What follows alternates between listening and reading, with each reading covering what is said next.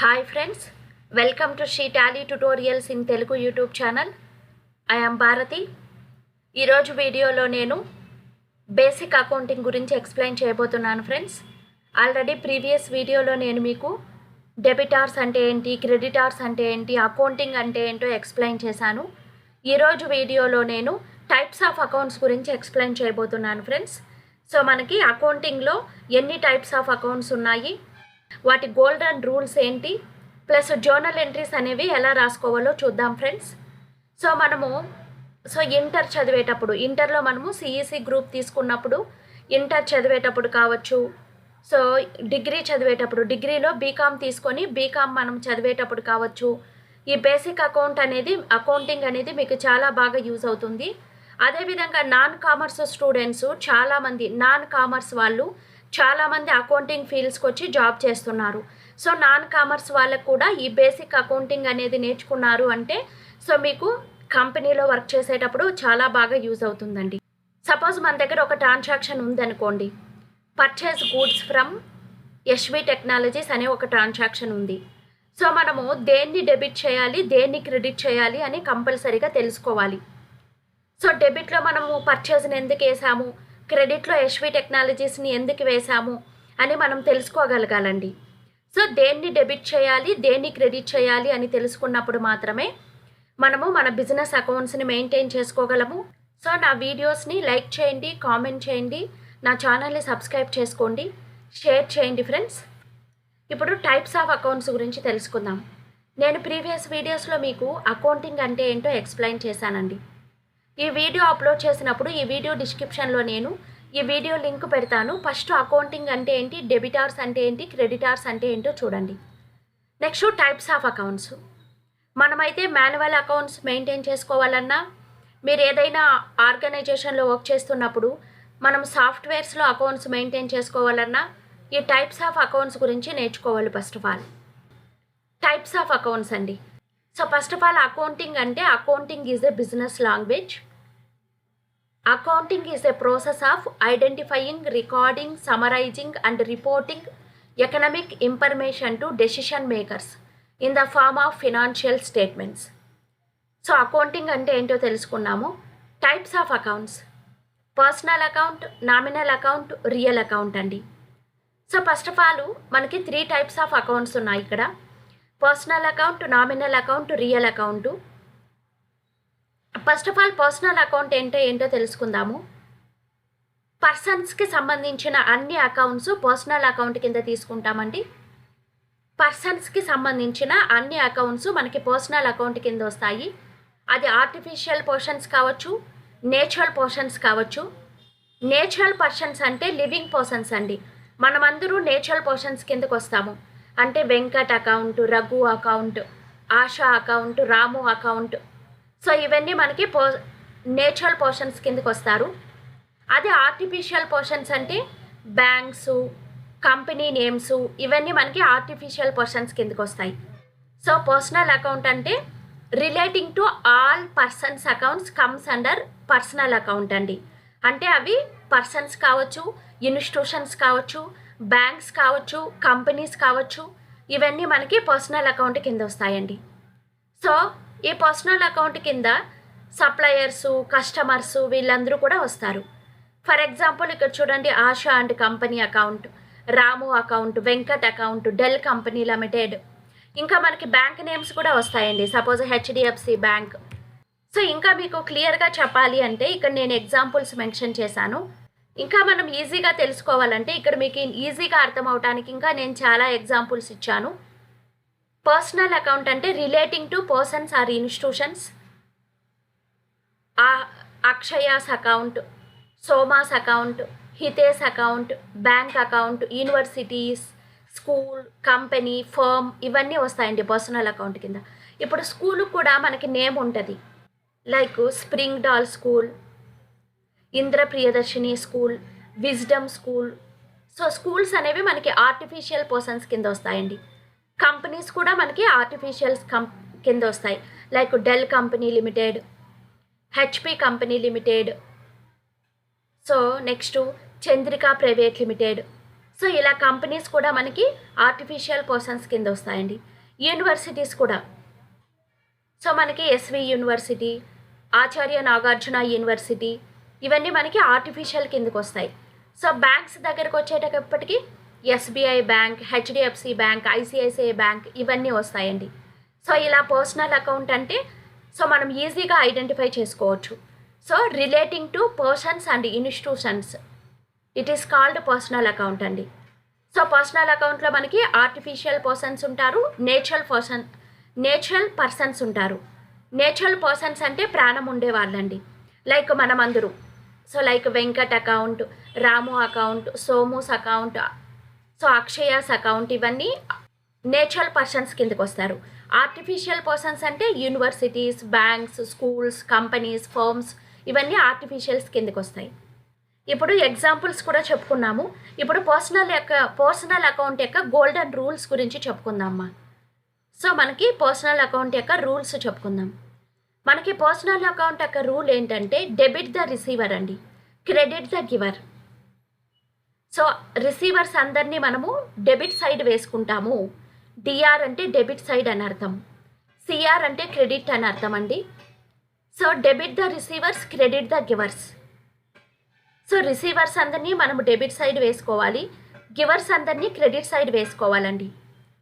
So మనం ఇలాగా first accounts, personal account types of accounts గురించి తెలుసుకున్న తర్వాత మన ఆర్గనైజేషన్లో మనకి ఏ బిల్స్ ఉంటాయో వాటిని బట్టి మనం జోనల్ ఎంట్రీస్ అనేవి రాసుకోవాలండి, ఐడెంటిఫై చేసుకోవాలి. సో ఇక్కడ నేను కొన్ని ఎగ్జాంపుల్స్ ఇచ్చాను, చూద్దాము. క్యాష్ పెయిడ్ టు వాణి అండి. సో మనం ఏం చేస్తున్నామా, వాణికి క్యాష్ పే చేస్తున్నాం. ఫస్ట్ మనము దీన్ని ఐడెంటిఫై చేసుకోవాలి, ఇది ఏ అకౌంట్ కింద వస్తుంది అని. సో ఇది పర్సనల్ అకౌంట్ కింద వస్తుందండి. మనం నేమ్ ఉంది కాబట్టి, వాణి అనే నేమ్ ఉంది కాబట్టి ఇది పర్సనల్ అకౌంట్ కింద వస్తుంది. మనం పర్సనల్ అకౌంట్ రూల్ యూజ్ చేసి జర్నల్ ఎంట్రీ అనేది రాయాలండి. ఇక్కడ చూడండి, దీన్ని జర్నల్ ఎంట్రీ అంటాం మనం. ఇక్కడ నేను ఎలా రాశాను జర్నల్ ఎంట్రీ అనేది, by Vani account data to cash account అని రాశానండి. ఇక్కడ బై అన్న డెబిట్ అన్న ఒకటే అండి. సో వాణిని నేను డెబిట్ సైడ్ వేసుకున్నానండి, వాణిని డెబిట్ సైడ్ వేసుకున్నాను. సో ఎందుకు వాణిని డెబిట్ సైడ్ వేసుకున్నాను అంటే, వాణి ఈజ్ ఎ రిసీవర్ అండి. చూడండి, రిసీవర్స్ని పర్సనల్ అకౌంట్ రూల్ ప్రకారం మనం డెబిట్ సైడ్ వేసుకోవాలి. సో వాణిని నేను డెబిట్ సైడ్ వేసుకున్నాను. అదేవిధంగా సెకండ్ వన్ చూడండి. సో ఇక్కడ బై అంటే డెబిట్ అని అర్థము, టు అంటే క్రెడిట్ అని అర్థం అండి. సో దీన్ని మనం జర్నల్ ఎంట్రీ అంటామండి. Paid ₹25,000 to SV technologies by cheque. ఇక్కడ కూడా మనం ఫస్ట్ ఈ ట్రాన్సాక్షన్ని ఐడెంటిఫై చేసుకోవాలి. ఇక్కడ ఎస్వి టెక్నాలజీ నేమ్ ఉంది కాబట్టి ఇది మనకి పర్సనల్ అకౌంట్ కింద వస్తుంది. పర్సనల్ అకౌంట్ రూల్ ప్రకారము డెబిట్ ద రిసీవర్. ఇక్కడ మనం వచ్చి గివరు, ఎస్వి టెక్నాలజీ వాళ్ళు వచ్చి రిసీవరు. సో మనం జర్నల్ ఎంట్రీ అనేది ఎలా రాస్తాము, SV technology account data to bank account.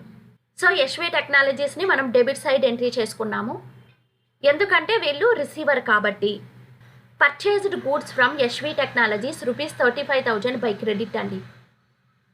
మనము ఎస్వి టెక్నాలజీస్ దగ్గర నుంచి ఇప్పుడు గూడ్స్ పర్చేస్ చేస్తున్నాము. సో ఇప్పుడు ఎస్వి టెక్నాలజీ వాళ్ళు వచ్చి గివర్ అండి, మనకి ఇస్తున్నారు గూడ్స్ అనేవి. సో ఎస్వి టెక్నాలజీ వాళ్ళని నేను క్రెడిట్ సైడ్ ఎంట్రీ చేసుకున్నానండి, purchase account data to SV technologies. So SV technology వాళ్ళని క్రెడిట్ సైడ్ ఎంట్రీ చేసుకున్నాను, ఎందుకంటే వీళ్ళు ఇప్పుడు గివర్ కాబట్టి. Sold goods to Kiran technologies ₹55,000 by credit. ఇక్కడ కిరణ్ టెక్నాలజీ వాళ్ళు రిసీవరు, మనం గూడ్స్ సేల్ చేస్తున్నాం వాళ్ళకి, టు వాళ్ళు వచ్చి రిసీవర్ కాబట్టి మనం డెబిట్ సైడ్ వేసుకున్నాం, Kiran technology account data to sales. So ఇలా మనం పర్సనల్ అకౌంట్ అంటే ఏంటి, పర్సనల్ అకౌంట్ ప్రకారం మనం జర్నల్ ఎంట్రీస్ అనేవి ఎలా రాసుకుంటాము, పర్సనల్ అకౌంట్ రూల్ ఏంటో ఎక్స్ప్లెయిన్ చేశానండి. Next second one real account అండి. రియల్ అకౌంట్ అంటే ఏంటో చూద్దాం. సింపుల్గా చెప్పుకోవాలంటే all assets comes under real account. మన ఆస్తులన్నీ రియల్ అకౌంట్ కింద వస్తాయండి. అసెట్స్ అంటే ఆస్తులు. సో ఫర్ ఎగ్జాంపుల్స్ ఇక్కడ ఇచ్చా నేను, land, buildings, furniture, goodwill, machinery, cash account, bank account. So ఇవన్నీ మనకి రియల్ అకౌంట్ కింద వస్తాయండి.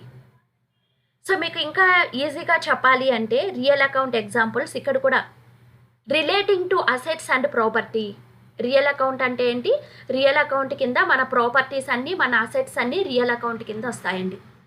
Example land, buildings, cash, debtors account, stock account, good will account, ఇవన్నీ మనకి రియల్ అకౌంట్ కింద వస్తాయి. ఇప్పుడు రియల్ అకౌంట్ యొక్క గోల్డెన్ రూల్స్ ఏంటో చూద్దాం. సో రియల్ అకౌంట్ యొక్క రూల్ ఏంటంటే debit what comes in, credit what goes out అండి. సో మన దగ్గరికి ఏదైతే వస్తుందో, మనం దేన్నైతే రిసీవ్ చేసుకుంటున్నామో దాన్ని మనం డెబిట్ సైడ్ వేసుకోవాలండి. మన దగ్గర నుంచి, మన ఆర్గనైజేషన్ నుంచి బయటకు వెళ్ళే వాటినన్నింటినీ మనము క్రెడిట్ సైడ్ వేసుకోవాలండి. What comes in debit side వేసుకోవాలి, what goes out credit side వేసుకోవాలండి. సో ఇప్పుడు నేను ఎగ్జాంపుల్స్ అనేవి ఇక్కడ ఇచ్చాను. Purchased office furniture ₹25,000 by cash అండి. సో చూడండి, మనకి ఇక్కడ మన అకౌంటింగ్ అంటే ఏంటండి? అకౌంటింగ్ అంటే ఫస్ట్ మనం ఐడెంటిఫై చేసుకోవాలి. సో ఫస్ట్ మనం ఐడెంటిఫై చేసుకోవాలి, నెక్స్ట్ సమరైజ్ చేసుకోవాలి, నెక్స్ట్ రికార్డింగ్ చేసుకోవాలి. ఐడెంటిఫై చేసుకోవాలి, రికార్డింగ్ చేసుకోవాలి, సమరైజింగ్ చేసుకోవాలి.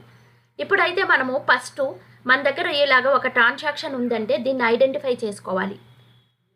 ఈ ట్రాన్సాక్షన్ అనేది మనకి ఏ అకౌంట్ కింద వస్తుంది?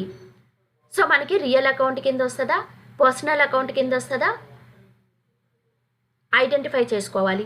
ఇది మనకి అసెట్ నేమ్ ఉంది కాబట్టి ఇది మనకి రియల్ అకౌంట్ కిందకి వస్తుంది. ఐడెంటిఫై చేసేసాం. ఇప్పుడు రికార్డింగ్ చేసుకోవాలి, జర్నల్ ఎంట్రీని రికార్డ్ చేసుకోవాలి. సో ఇప్పుడు చూడండి, నేను ఇక్కడ జర్నల్ ఎంట్రీ అనేది రాశాను. Furniture account debtor to cash. ఫర్నిచర్ని నేను డెబిట్ సైడ్ వేసుకున్నాను, ఎందుకంటే ఇది మన దగ్గరికి వస్తుంది. What comes in debit side.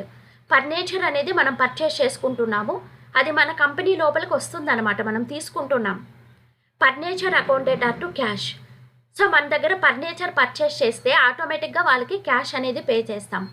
ఆటోమేటిక్గా క్యాష్ అనేది వెళ్ళిపోతుంది, ఫర్నిచర్ అనేది వస్తుంది. So furniture account debtor to cash account. అదేవిధంగా ఇక్కడ చూడండి, purchased machinery ₹3 lakh by cash. Machinery account debtor to cash. ఇక్కడ మిషనరీ అనేది కమ్స్ ఇన్ సైడ్, క్యాష్ అనేది వెళ్ళిపోతుంది, గోస్ అవుట్ సైడ్. సో మిషనరీని మనం డెబిట్ సైడ్ వేసుకున్నాము, క్యాష్ని క్రెడిట్ సైడ్ వేసుకున్నామండి. ఇలా ఫస్ట్ మనం ట్రాన్సాక్షన్ని ఐడెంటిఫై చేసుకోవాలి, ఇది మనకి ఏ అకౌంట్ కింద వస్తుందని. తర్వాత మనం జర్నల్ ఎంట్రీస్ని రికార్డ్ చేసుకోవాలి. So this is real account అండి. Next nominal account, third account మనకి నామినల్ అకౌంట్. నామినల్ అకౌంట్ అంటే ఏంటంటే మనకి నామినల్ అకౌంట్ కింద all expenses and losses of a company, all incomes and gains of a company comes under nominal account అండి. So మన company యొక్క అన్ని expenses అంటే ఖర్చులు, లాసెస్ మన బిజినెస్లో వచ్చిన లాసు, ఇన్కమ్స్ అండ్ గెయిన్స్ మనకు వచ్చిన ఇన్కమ్స్ అంటే మనకి ఇన్కమ్స్ ఏదైతే రిసీవ్ అవుతున్నాయో అవన్నీ, ప్లస్ మనకు వచ్చే ప్రాఫిట్ని కూడా మనం నామినల్ అకౌంట్ కింద వేసుకుంటామండి. సో మీకు ఇంకా క్లియర్గా చెప్పాలంటే ఇక్కడ చూడండి, relating to expenses and incomes అండి. నామినల్ అకౌంట్ అంటే relating to expenses and incomes. For example salaries account, rent account, commission account, discount account ఇలా వస్తాయి. మనం ఇంకా క్లియర్గా చెప్పుకోవాలి అంటే ఇక్కడ నేను ఎగ్జాంపుల్స్ ఇచ్చాను. Salary paid, rent paid, commission received, rent received, interest received.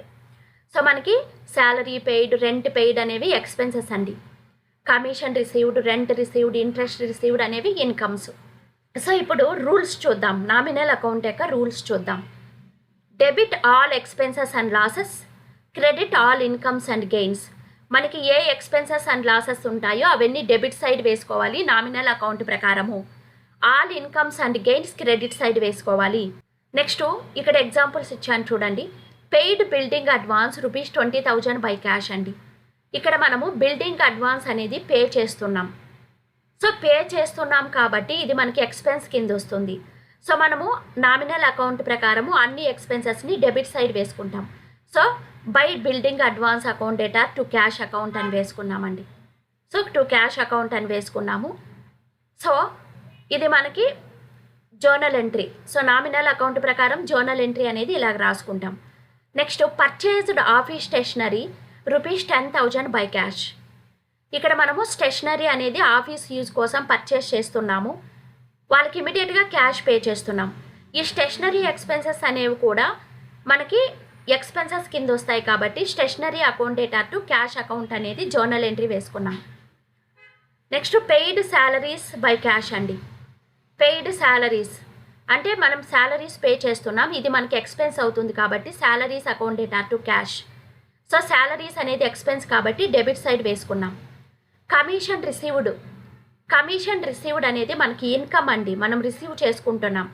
మనం ఏదైనా మనం పే చేసేటివన్నీ మనకి ఎక్స్పెన్సెస్ కింద వస్తాయి, మనం రిసీవ్ చేసుకునేటివన్నీ మనకి ఇన్కమ్స్ కింద వస్తాయి. So commission received ₹5,000. Cash account data to commission, ఇక్కడ క్యాష్ని మనము డెబిట్ సైడ్ వేసుకున్నాం. ఇప్పుడు కమిషన్ అనేది మనం క్రెడిట్ సైడ్ వేసుకున్నాం. ఇప్పుడు కమిషన్ రిసీవ్డ్ అనేది మనం ఇన్కమ్ కాబట్టి మనం క్రెడిట్ సైడ్ వేసుకున్నామండి. సో అర్థమైంది అనుకుంటాను ఇప్పుడు. సో మనకైతే టైప్స్ ఆఫ్ అకౌంట్స్, ఎన్ని టైప్స్ ఆఫ్ అకౌంట్స్ ఉన్నాయి, వాటి రూల్స్ ఏంటి, సో వాటి ప్రకారం మనం జర్నల్ ఎంట్రీస్ అనేవి ఎలా రాసుకుంటామో ఎక్స్ప్లెయిన్ చేశాను. ఇవి మీకు చాలా బాగా యూజ్ అవుతాయి. మీరు ఏదైనా ఆర్గనైజేషన్లో వర్క్ చేసేటప్పుడు మీ దగ్గర ఏ బిల్స్ ఉన్నాయో, సో ఆ బిల్స్ మనకి పర్సనల్ అకౌంట్ కింద వస్తాయా, రియల్ అకౌంట్ కింద వస్తాయా, నామినల్ అకౌంట్ కింద వస్తాయా చూసుకొని, సో మనం దేన్ని డెబిట్ చేసుకోవాలి, దేన్ని క్రెడిట్ చేసుకోవాలి అని తెలిసినప్పుడు మాత్రమే మీరు యాజ్ ఏ అకౌంటెంట్గా వర్క్ చేయగలరు. నా వీడియోస్ని లైక్ చేయండి, కామెంట్ చేయండి, సబ్స్క్రైబ్ చేసుకోండి, నా వీడియోస్ని షేర్ చేయండి ఫ్రెండ్స్. నెక్స్ట్ వీడియోలో నేను జర్నల్ ఎంట్రీస్ అనేవి ఎలా రాసుకోవాలో ఎక్స్ప్లెయిన్ చేస్తాను. Up to that keep watching my channel. Thank you for watching.